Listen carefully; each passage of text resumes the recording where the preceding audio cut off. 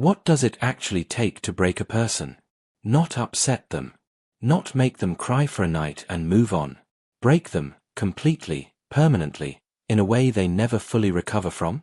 Most of us will never find out, because most of us will never be tested the way one woman has been tested, 5 separate times, across 68 years. And 5 months ago, she was tested one more time. The world watched her, waiting to see if this would finally be the loss that broke her in public. It wasn't. And the reason why is stranger, and sadder, and more remarkable than almost anyone expected. Her name is Caroline Kenedy. And before we get to what just happened to her, you need to understand the 4 things that happened before it, because none of this makes sense without them. Not the silence. Not the pause at the podium. Not the 20 seconds of applause that followed. None of it means anything until you see the full pattern, and once you do, you will never look at that 30-second clip of her speaking the same way again. Here's the strange part first. For 5 months after burying her own daughter, Caroline Kenedy said nothing publicly. Not one interview. Not one statement beyond a single sentence released through a family foundation. In an era where every tragedy gets processed out loud, where grief has practically become content, she went silent. And then, on May 31, 2026, she stood up at a podium inside her father's presidential library and finally said the name everyone had been waiting 5 months to hear her say. Tatiana. Stay with that for a second, because the silence itself tells you something. This is not a woman who doesn't feel things.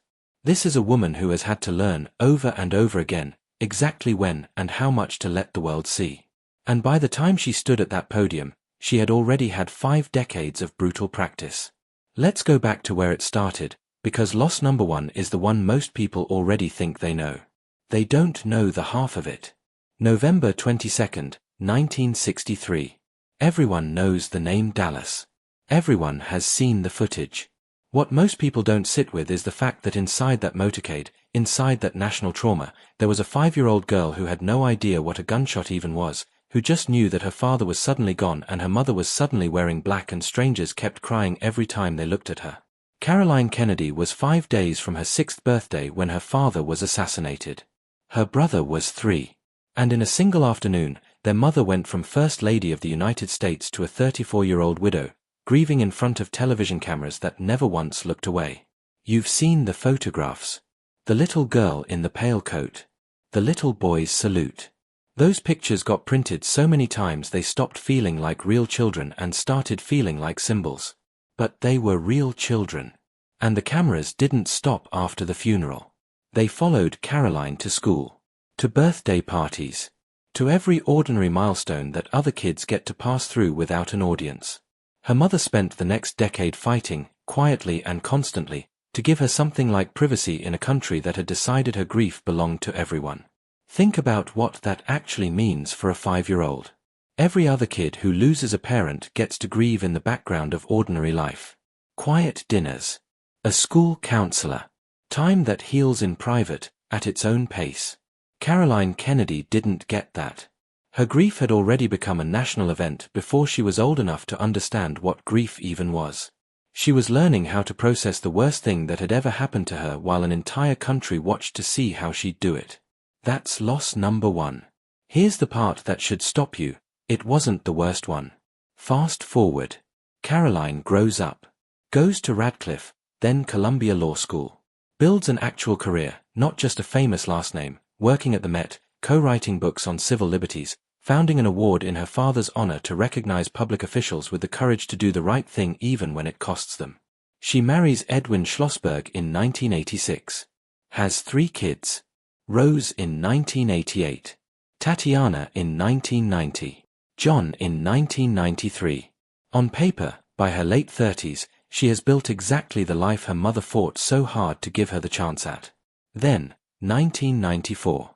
Her mother is diagnosed with non-Hodgkin's lymphoma in January. She's dead by May. 64 years old.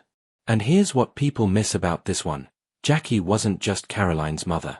Jackie was the person who had single-handedly decided, back in 1963, how her children would understand their father's death. She was the anchor the entire family had quietly organized itself around for 3 decades. Caroline was 36 years old when that anchor disappeared. Old enough, This time, to understand with total clarity exactly what she was losing. Loss number 2. Are you starting to see the pattern yet? Because it gets worse. Much worse. Notice something here too. This wasn't a distant family member. This wasn't a loss she could process from arm's length. Jackie was the person who had spent 30 years being the one steady thing in Caroline's life, and now the steady thing was gone, at exactly the point in Caroline's own life when she had young children who needed her to be steady for them too. There was no time to fall apart. There was a family to keep holding together, the same way her mother once held hers together. 5 years later, 1999, Caroline's brother, John F. Kennedy Jr., the most photographed baby in American history, the toddler from that salute photo, grown into one of the most famous men alive without ever really trying to be. His married Carolyn Bessette. His flying a small plane to Martha's Vineyard on a hazy July night, with Carolyn and her sister Lauren aboard. The visibility is bad. Somewhere over open water, the plane goes down. The Coast Guard searches for 16 hours. It takes 3 days to recover the bodies. John is 38. Carolyn is 33. Lauren is 34. And just like that, Caroline Kenedy is the only surviving child of her parents' marriage. Father, gone at 5. Mother, gone at 36. Now her only brother, and his wife, and her sister-in-law, gone in a single night, over water, near the same island her family had gathered at every single summer of her life. That's 3. A historian who studies this family closely once said something that sticks with you. He said the only person who ever fully understood the specific weight Caroline carried was her brother John, because he carried the exact same weight. And then she lost him too. You'd think that was the end of the story. The absolute limit of what one family could survive. Father, mother, brother, all gone by the time she's 41.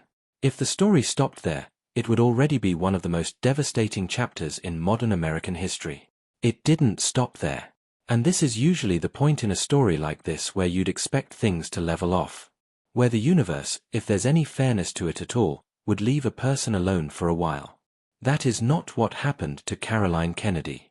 26 years after burying her brother, she would have to do the one thing that should never happen to a parent in any order, at any age, for any reason. Here's where we get to the reason you're watching this video. Here's loss number 4, or maybe you'd call it losses 4 and 5, because in some ways they happen together. Tatiana Kenedy Schlossberg. Caroline's middle child. Born May 5, 1990. Grew up in New York, went to Yale, became an environmental journalist for the New York Times, wrote a book about the hidden environmental cost of everyday life. Married her college boyfriend George Moran in 2017, at the same family property on Martha's Vineyard where her parents got married, where her Uncle John once celebrated his own wedding before that stretch of coastline eventually took him to. Had 2 kids. Edwin in 2022. A daughter in May 2024. Weeks after that daughter was born, a routine blood test came back wrong. More tests followed. Acute myeloid leukemia. An aggressive blood cancer. A 5-year survival rate hovering around 30%. Tatiana was 34. Her son was 2. Her daughter was barely alive outside the womb. In November 2025, she wrote about it publicly, in an essay people are still talking about. She wrote about trying to stay present for 2 small children while a terminal diagnosis made presence itself feel physically impossible. She wrote about the guilt, the specific, crushing guilt of having spent her entire life trying to be the daughter who never caused her mother pain, and realizing that dying was the one thing she couldn't protect her mother from. A daughter, dying, still trying to shield the person she was about to leave behind. She died December 30, 2025. A single sentence went out through the family foundation. Their beautiful Tatiana had passed away that morning. She would always be in their hearts. That's it. That's all the world got, for months. Now here's the moment we actually opened on. May 31, 2026. 5 months of silence. Caroline Kenedy walks up to a podium inside her father's presidential library, in front of a room full of people who already know exactly what she's about to say, because everyone in that room has been waiting 5 months to hear if she'd say it at all. She pauses. Just for a second. The pause of a woman who has had 68 years of practice holding herself together in public, and who, for one breath, almost doesn't manage it this time. And then she says it. Most of all, We remember Tatiana. The room applauds for 20 seconds. Not because the sentence was eloquent.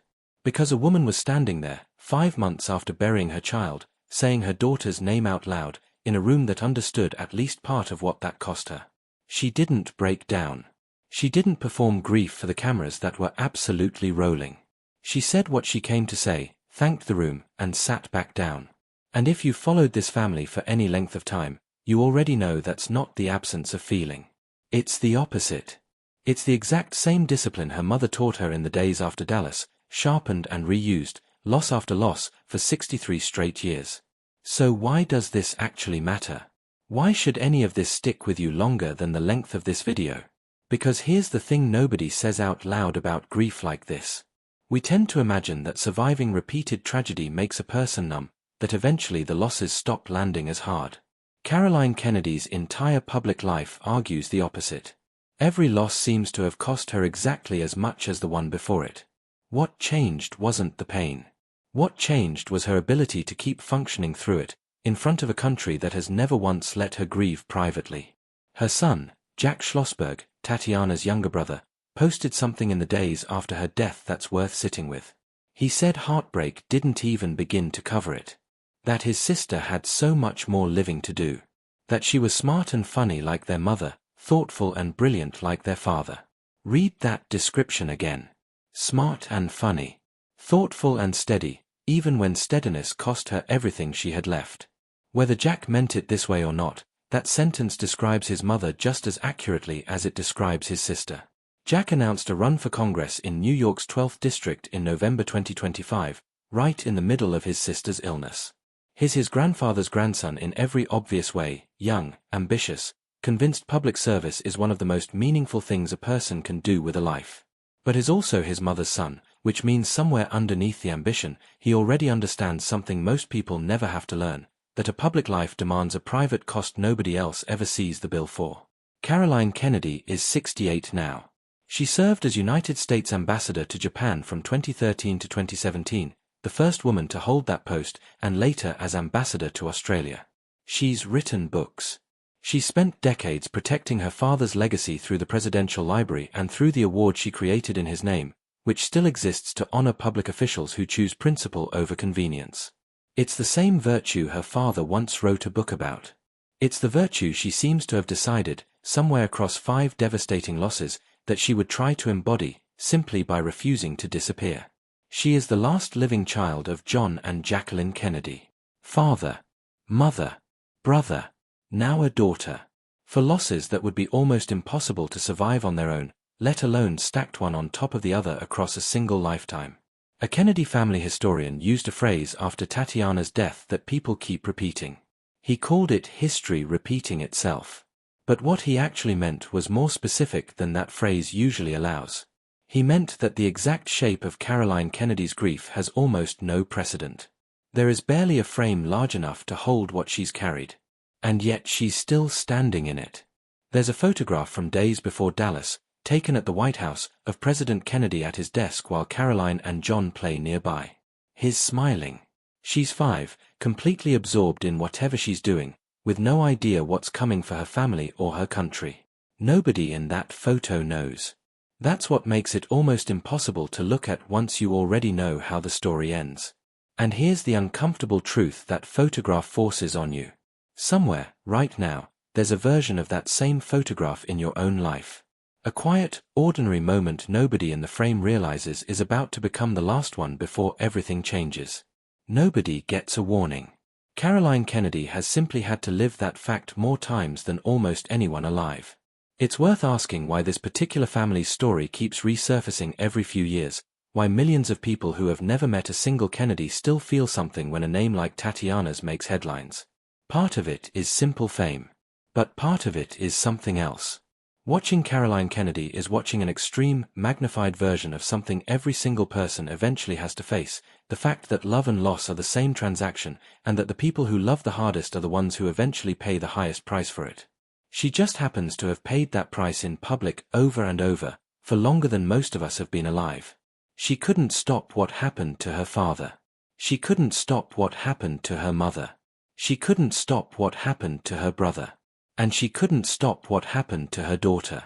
Tatiana wrote that exact sentence about herself in the final months of her life, that there was nothing she could do to stop it. Caroline Kenedy understood the truth of that sentence long before her daughter ever put it into words, because she had already lived it 3 times over by the time Tatiana was even born. And maybe that's the real reason this story keeps circling back into public conversation every few years, long after most news cycles would have moved on. It isn't really about politics, or fame, or the specific mythology of a single American family. It's about the question sitting underneath all of it, the one most people spend their whole lives trying not to think about directly. What happens to a person when life refuses to let up? Not once. Not for a decade. Not ever. Most of us get to imagine that after enough loss, things eventually go quiet for a while. Caroline Kenedy has never gotten to make that assumption. Every time her life has started to feel settled again, it has been interrupted, and each time, she has had to relearn the same lesson from scratch, in front of an audience that never stopped watching. You cannot stop the worst things from happening to the people you love. All you can do is what Caroline Kenedy has done for 63 years straight. Stay standing. Keep showing up. And say the names of the people you've lost, out loud, in the rooms where they deserve to be remembered, even when saying them costs you everything you have left that day. She's done that 4 times now. As of this year, she's still doing it. And if her family's history is any indication, she will keep doing it for as long as she's asked to, because for Caroline Kenedy, that has never actually been a choice. It's just always been the job. What do you think it actually takes to survive what this woman has survived? Let me know in the comments below, be honest, because I'm genuinely curious how many of you think you could hold yourselves together the way she has. And if this story hit you the way it hit me while researching it, make sure you're subscribed, because there's a lot more of this family's story we haven't even gotten to yet.